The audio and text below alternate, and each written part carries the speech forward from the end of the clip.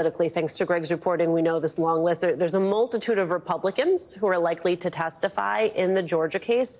Pence would be the highest ranking Republican. I want you to take a listen, just some of what he has said about fraud in Georgia. Frankly, there's no idea more un-American than the notion that any one person could choose which votes to count for the American presidency. Despite what the former president and his allies have said for now more than 2.5 years, and continue to insist to this very hour, the Georgia election was not stolen, and I had no right to overturn the election on January 6th. So you have some Georgia Republicans who are going to be testifying. You got Mike Pence testifying. How does that then scramble Trump's claim that all of this is a partisan witch hunt?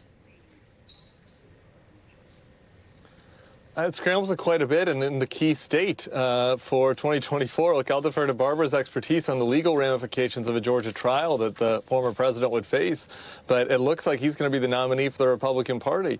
And it is fascinating to think that he would be running in a state, a key state, that he would probably need to win if he were to win the presidency again, and have major officials, Republican elected officials within the state, and his own vice president, his own attorney general, testifying against him in the same state about his attempts to steal that election the last time. And you know, to me, the thing that becomes the most fascinating in all this is, how can you, if you are Mike Pence or Bill Barr, testify truthfully to Fani Willis about Donald Trump's efforts to overturn the election? They both testified that to the January 6th committee, so we know what they're going to say in broad strokes. How can you do that and then go out and also endorse Donald Trump's presidential campaign? It doesn't make sense. The two don't work together.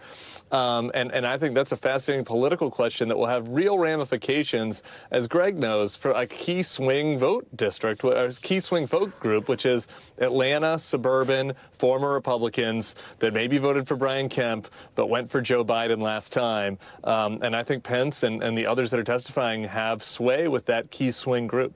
Greg, I'm going to come back to you on the politics of this, but I have one more legal question for Bob. I'm just looking at this list: Pence, Barr, Rosen, Donald.